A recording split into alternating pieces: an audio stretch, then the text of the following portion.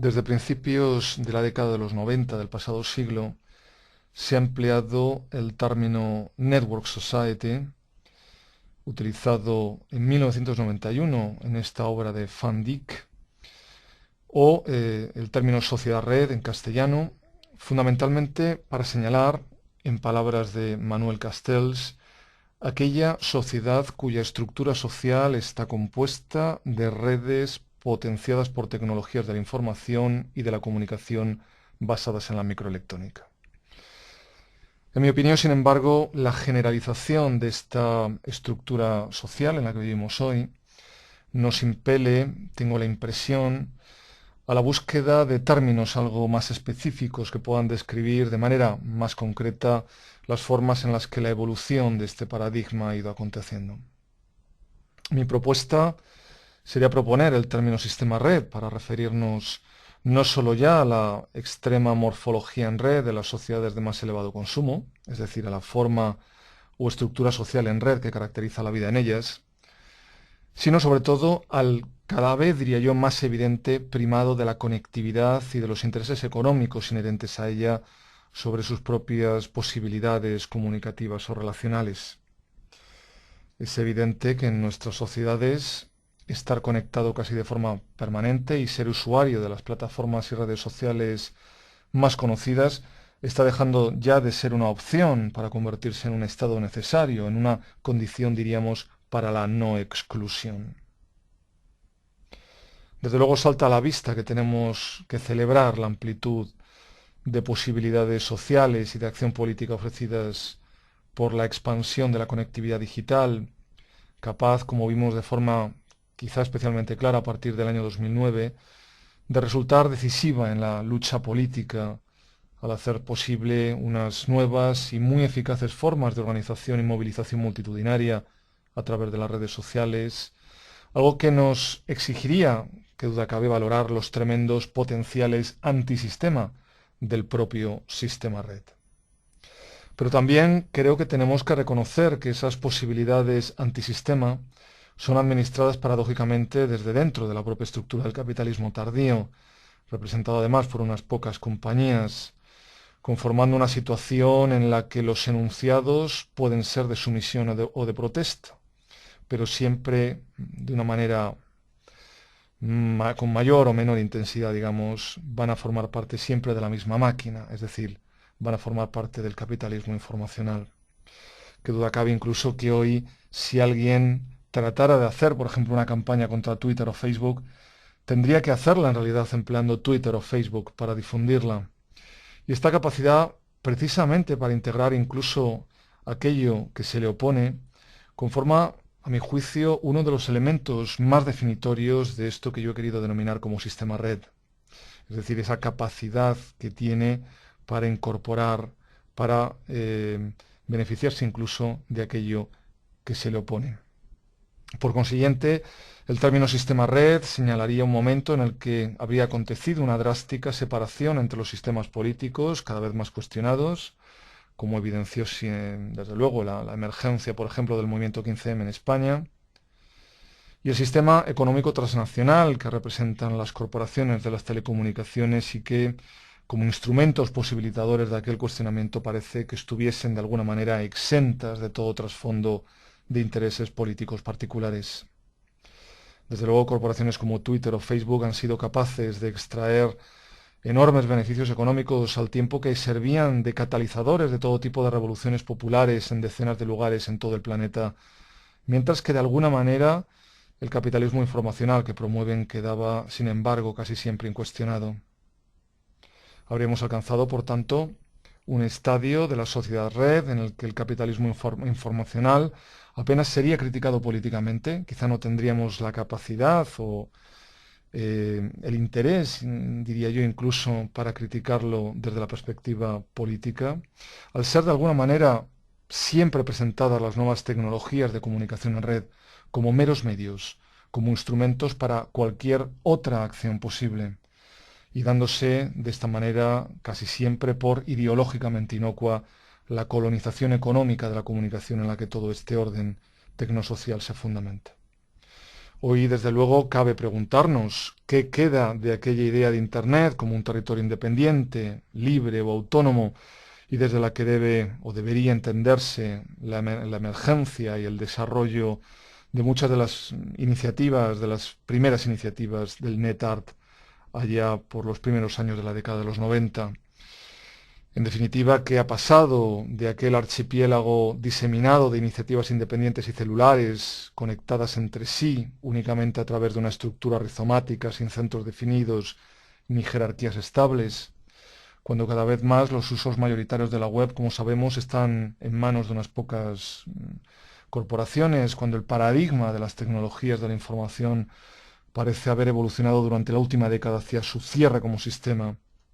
estando cada vez más determinado, como digo, por unas pocas empresas. Pero quizá también deberíamos referirnos, pienso en esta sesión, incluso a cuestiones más básicas, más generales. Hoy, desde luego, y frente a la antigua relación basada en el uso, basada en el cuidado, en la administración de la acción de la máquina productiva, en su manejo, los principios, sin embargo, que se ponen en marcha con nuestros dispositivos informacionales establecerían una relación ser humano-máquina muy diferente. Una relación ser humano-máquina basada hoy en una comunicación, digamos, interna y mutua. De hecho, podríamos decir que se trata de un sistema en donde ambos elementos pertenecen ahora a una misma lógica, al contrario de lo que acontecía en el pasado, donde uno respondía a la lógica del subyugado y la otra a la de la subyugación. Ahora, sin embargo, nos entrelazamos con las máquinas en una peculiar forma de coexistencia lineal. Podríamos decir, recordando quizá Deleuze y Guattari, que hemos pasado de ser los agentes al cuidado de la acción de la máquina para convertirnos en partes constituyentes, intrínsecas de ella, lejos de depender su funcionamiento de los principios de la producción material. Ahora entran en juego agregados y procesos de normalización y modulación basados en transformaciones e intercambios de información. Es más, las tecnologías en red no solo, digamos, colaboran en la acción del vivir, sino que son cada vez más el contexto donde ésta acontece. Así las cosas, no deberíamos dejar, creo, de cuestionarnos si acaso los medios realmente no han alcanzado ya la capacidad de establecer las bases de la comunicación. Si contestar al teléfono móvil, por ejemplo, no sería en realidad contestar a la llamada que él mismo nos hace, o si pertenecer a alguna red social o en línea, no sería tanto la pretensión de establecer algún flujo de intercambio informativo o interacción social, como el rendir cuentas a la propia existencia del medio, a ese ofrecimiento, digamos, de la justificación que necesita y que se materializa a través de nuestra conexión. Ciertamente es posible que las tecnologías de la red hoy no sean tanto, me da la impresión, un instrumento para la dominación o para la contradominación, sino la dominación misma. Tampoco, en mi opinión, el deseo es ya deseo de la máquina. Más bien, diría yo, la máquina red es hoy el deseo mismo. Pues en mi opinión, nuestra relación con estas máquinas informacionales daría lugar a una idea del deseo caracterizable no como carencia, sino, ante todo, como funcionamiento. Pues lo que más deseamos es formar parte de ese sistema red, de ese mundo de conectividad permanente, caracterizado por un primado, como decía antes, de la posibilidad de la comunicación frente al acto efectivo de comunicar. Pues pienso, no serían adicciones a la comunicación lo que sufren los adictos a las redes sociales, sino sobre todo al estado del estar en contacto, al sentirnos que formamos parte de un sistema de conexiones permanentes. De hecho, pienso, lo más adictivo no es la comunicación misma, siempre compleja, siempre exigente, sino ante todo su posibilidad. La gestión de la socialidad y de las interacciones humanas, la gestión de realidad, en última instancia, devino así uno de los principales motores de los nuevos modelos de negocio. Sobre todo las redes sociales online y en general todas las tecnologías de la comunicación interpersonal conforman desde luego medios idóneos para extraer un excedente entendido como beneficio económico de la vida al incidir en los aspectos más irrenunciables de esta, el sentimiento de la cercanía, la experiencia de la amistad, el placer del compartir y de sentirse en comunidad. Hoy que duda cabe, producción económica y producción de experiencia social y afectiva coinciden ahora, fusionándose y conformando, digamos, un todo integrado. Así pues, el concepto de sistema red que proponía sería, me da la impresión, inseparable de otros como los de capitalismo social o, más concretamente, el de capitalismo afectivo, centrado en cómo la producción afectiva y las interacciones vitales se convierten en la base esencial de la nueva producción económica. Y por supuesto, son infinidad los artistas que tematizan estas economías de la afectividad que nos envuelven. Quizá podremos recordar este respecto a aquella obra del colectivo 8552 titulada Afectividad empresarial, serie financiera, una especie de web documental realizado en el 2006 sobre los usos de la afectividad en el sector financiero y que visto hoy no podemos dejar de reconocerlo como una tremenda premonición de la crisis económica que generada por este sector acabaría iniciándose unos años después. Por otro lado, podríamos también mencionar los muchos proyectos que a mediados de la primera década de este siglo empezaron a tematizar las formas de relación social online, como este proyecto de Anina Rust, titulado Sinister Social Network, Red Social Siniestra, del año 2006. O este otro de Angie Waller, titulado My Friend Enemies, del 2007, título que en castellano quizá podremos traducir como Mis N Amigos o algo parecido. Un proyecto de red social como propuesta artística en sí misma, que irónicamente giraba en torno a la afirmación o a la pregunta de quién necesita enemigos con amigos como estos. Lo que está claro es que ahora parece más cierta que nunca la consigna de que es la vida misma la que trabaja. Ahora el poder se funde con la vida, se hace abstracto, no se ejerce ya sobre los individuos, sino que más bien, y como ya diagnosticó Foucault, el poder, circula por ellos. Todos, de forma más o menos consciente, lo hacemos circular. Ahora, los dispositivos del ejercicio de poder más eficaces están basados en lógicas participativas, en flujos de actividad social. Y precisamente en una acción aparentemente paradójica, es donde reside, diría yo, la estrategia más eficaz del actual control biopolítico. Todos somos sometidos a lo mismo, pero de forma distinta. En efecto, las corporaciones, las nuevas industrias de la subjetividad, tienen muy claro una cosa. La multitud conectada no puede ser regimentada. La normalización ya no podría ser en ningún caso efectiva. Por lo que, frente a los intentos de homogenización de los procedimientos, de tratar a todos de igual forma, la lógica económica del sistema red se fundamenta precisamente en diferenciar y singularizar todo procedimiento o en permitir que cada cual lo singularice a su manera, haciendo sobreabundante la oferta de la libre elección, de la libre decisión. El sistema busca, diríamos, corresponder así a la multiplicidad de singularidades que conforman la multitud conectada y someterla mediante su autoconversión involuntaria, digamos, en transmisora de las nuevas formas de poder. Con lo que el dominio no sería más una relación unilateral, sino algo que opera a través de juegos de poder móviles, inestables, basados en seductoras y difusas estrategias de circulación y transmisión de goces comunicativos y afectivos. Ciertamente vivimos un momento de gran indiferenciación entre economía y comunicación, en un parasitismo extremo de esta por parte de aquella. El tiempo de una más que obvia y ya inevitable, seguramente, subordinación de las posibilidades comunicativas o relacionales de los medios y de sus tecnologías respecto al primado del consumo de dispositivos de conectividad y de los intereses económicos inherentes a estos. Una relación que yo identificaría como la característica esencial de este sistema red en el que la colonización económica de la comunicación hace que cada vez sea más difícil distinguir entre auténtica necesidad de comunicación y mero consumo informacional. Puede que, por todo ello, pienso sea una de las más urgentes tareas, precisamente de las manifestaciones artísticas más comprometidas con este análisis, con digamos, con esta perspectiva crítica en torno al ámbito de la sociedad red, el tematizar precisamente las improntas que dejan las grandes corporaciones de las telecomunicaciones en los procesos de comunicación y de interrelación social al hacerlos técnicamente posibles. Insisto en que hoy las grandes empresas que gestionan todo el sistema global de la conectividad intensifican siempre la atención a los procesos, a las dinámicas y no ya a los mensajes o a sus contenidos.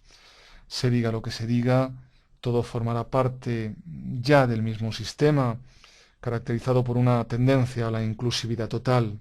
Todo el mundo debe formar parte de ese sistema de conectividad y debe hacerlo durante todo el tiempo y desde cualquier lugar. Por todo ello, los desarrollos más interesantes, pienso, de la relación entre arte y conectividad, hoy no acontecerían ya solo en la exploración o investigación creativa de un medio concreto, la red y de sus tecnologías, algo que por supuesto fue prioritario en los inicios del Internet Art, para más bien llevar a cabo hoy una intensa tematización de los procesos de inclusión del sujeto en la cultura y economía de las redes, de su adaptación a ella,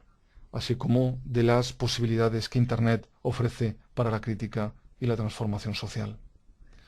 Por supuesto, la red hace tiempo que dejó de ser para los artistas un nuevo medio de expresión,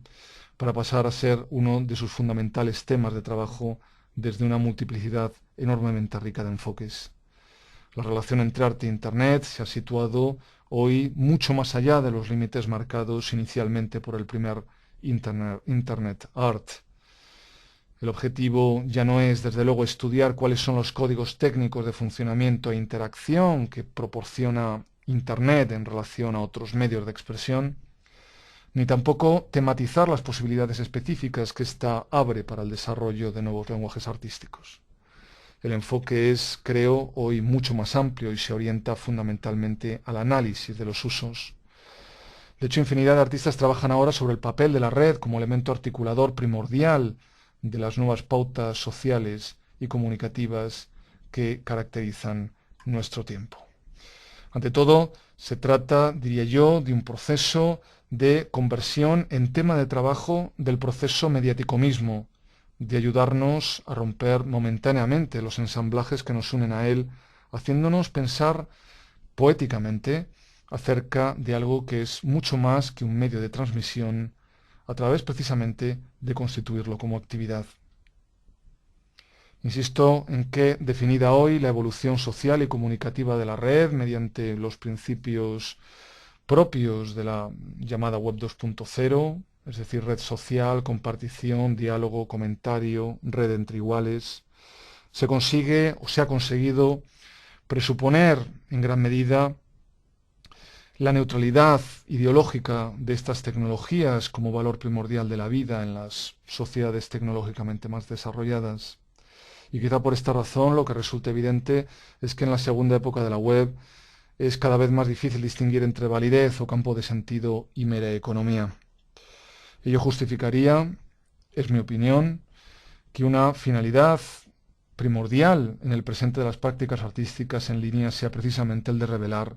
desde el campo de la producción artística, esa distinción. Un buen ejemplo en este sentido sería la selección de obras titulada Antisocial Not Working, producido por Project Arnold Finney, que recogía algunos ejemplos, algunos de los primeros ejemplos de este amplísimo conjunto de iniciativas, muchas de ellas centradas en el porqué de la fascinación generalizada por la participación en la red, en el cuestionamiento de en qué consiste realmente esa participación o en qué podemos entender por realmente social en la web social. Proyectos que, en última instancia, lo que buscarían sería explicitar críticamente la manera en que las nuevas formas de poder operan en los social media. En efecto,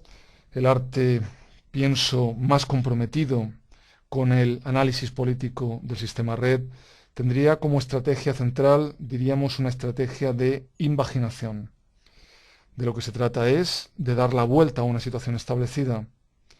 De lo que se trata es de contener el espacio de la red en vez de ser contenido por él, de apropiarse de ese espacio en vez de ser presentado meramente por él. Pues su intención no es tanto, no podría ser tanto el crear un espectáculo o una obra que trate, que aborde, que tematice las condiciones sociales de lo que acontece y se gestiona en el campo de la red, sino sobre todo, diría, en presentar a la propia red como un espectáculo en sí misma, procurando intervenir en la articulación real de sus sistemas de producción y circulación de significados y de sus procesos, desvelando cómo actúan en ella las nuevas formas de poder. Y así, y retornando de alguna manera a los principios del arte conceptual más comprometido políticamente, gran parte del arte de Internet seguirá presentándose como una forma de pensar críticamente sobre la sociedad conectada, en base a una asociación del régimen técnico con una cierta forma, diría yo, de discrepancia sobre el mismo. Una extrema dificultad, desde luego, desde la que el arte de Internet emergió y desde la que se justificaría, creo, como práctica no caduca, dado que su tiempo más propio no sería otro, sino el de la disconformidad y el de la disensión.